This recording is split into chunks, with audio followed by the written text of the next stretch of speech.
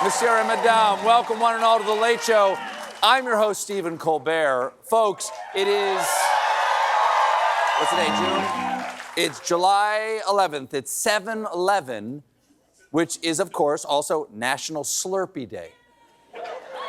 But ever since the debate, a lot of people have been taking big gulps. And as we were taping this show, President Biden is about to give his first press conference since the debate. This is a critical moment, okay? He's got to prove that even though he's old, he's still energetic and ready to serve. Jim, what would that look like?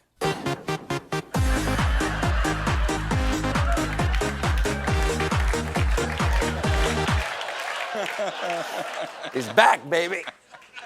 Now, I want to go on the record and I say I am rooting for Joe Biden here. I hope he blows the socks off of everybody with his vitality. I hope he levitates. I hope he picks up a manhole cover and throws it 400 yards. I hope he pulls an 18-wheeler with his teeth, which I believe he could do because he may be 81, but his teeth are not old enough to vote yet. Now, not everyone. Not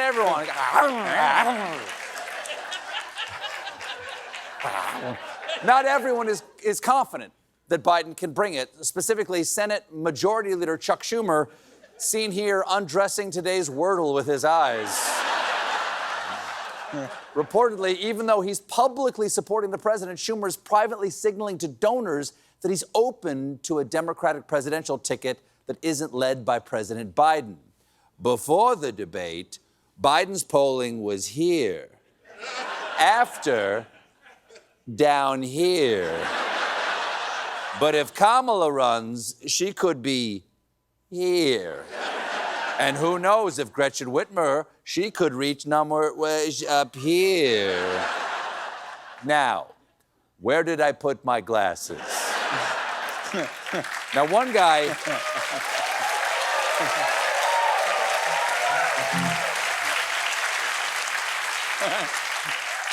One guy who is not giving up on Joe Biden is Joe Biden. And Joe Biden has made that very clear. I am running and going to win again. I'm not going to explain any more about what I should or shouldn't do. I am running. I am running. Well, let me say this as clearly as I can. I'm staying in the race. I'll beat Donald Trump. I will beat him again in 2020. Okay.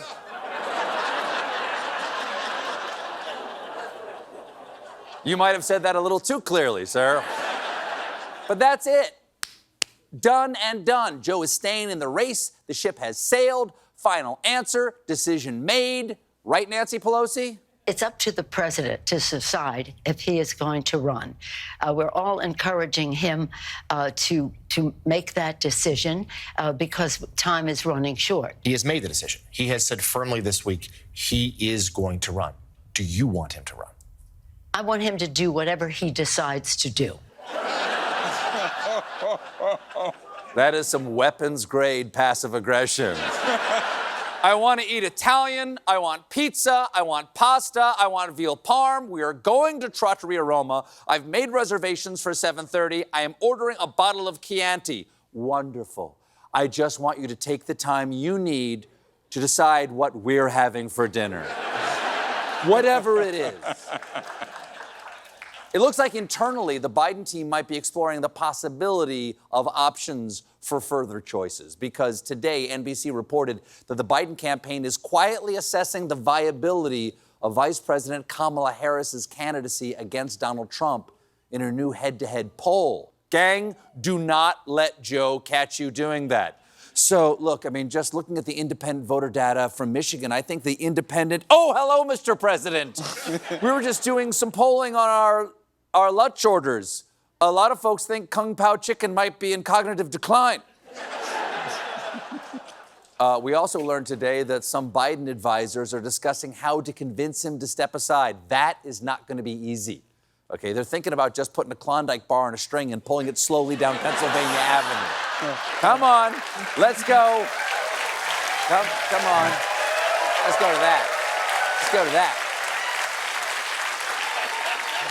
Now, reportedly, in order to get Joe on board, the aides would have to persuade him that another candidate would beat Trump and assure him that the process to choose a new candidate would not devolve into chaos. They'd also have to somehow to convince Joe that he'd have a meaningful retirement. Oh, and in an unrelated story, Condé Nast Traveler has a list of the 14 most beautiful train stations in the U.S., including Philadelphia's 30th Street station with its unique Art Deco chandeliers, and the gorgeous Spanish Revival Santa Fe Depot, which is the starting point for Amtrak's Coastal Pacific Surfliner. All this could be yours. Why? It would surely take months of fascinating, fulfilling travel to see it all, possibly years. Doot, doot. One person who's Kamala curious is the President of the United States in the movie Spy Kids 3D Game Over, George Clooney. Yesterday, Clooney penned a bombshell op-ed calling for a new nominee and citing as evidence what he described as a diminished Biden that he had witnessed at a recent Hollywood fundraiser. But last night, Joe Biden's team clapped back at George Clooney, implying that Joe had more stamina than Clooney, saying that the president stayed for over 3 hours while Clooney took a photo quickly and left. Okay, fair enough, but most people would leave early too if they knew that they were going home with George Clooney. Plus, George Clooney is really busy. He's got to leave. He's out protecting Gotham as Nipple Man. That's the Batman movie where his parents were murdered in a drive-by nurpling. But not all the news today is about Joe Biden, because the New York Times published a big editorial called "Donald Trump is Unfit to Lead." Yeah. Agreed. It's the follow-up to their editorial, "Gonorrhea is unfun to have." I've heard. The editorial said Trump is dangerous in word, deed, and action, puts self over country, and he loathes the laws we live by. I loathe the laws we live by, but I love the loafs we live by, be they cinnamon raisin or meat. In international parts of the world, it was announced that later this month, a group of Russian school children will attend a summer camp in North Korea. Because nothing says summer fun like the words North Korea and camp.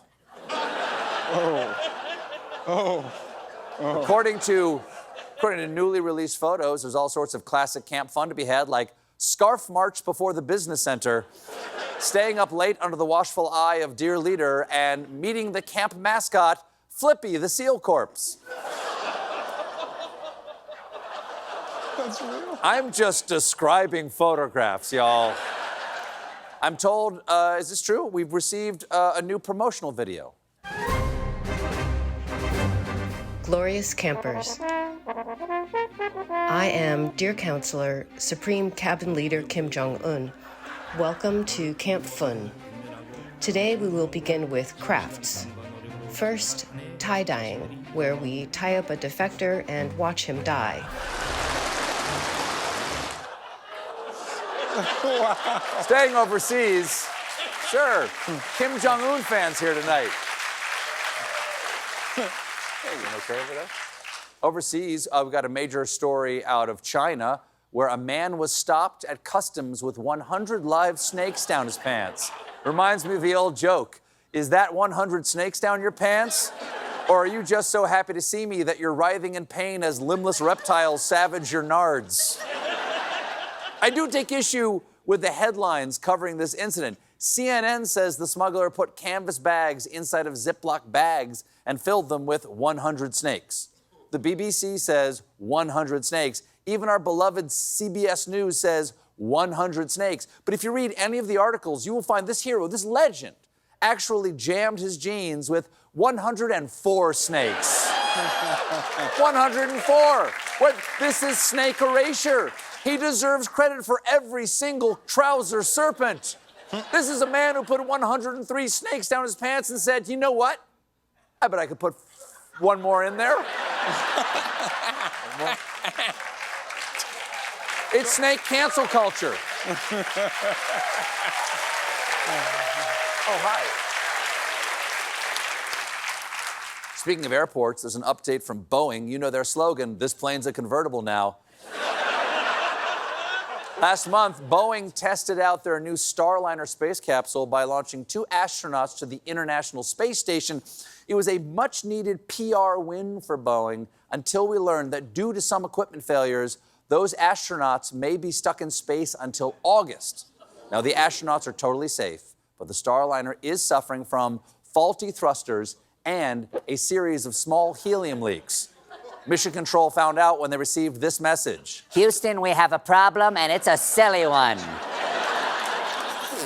We have a great show for you tonight. My guest is John Dickerson, and we'll have a performance by Jessica Pratt.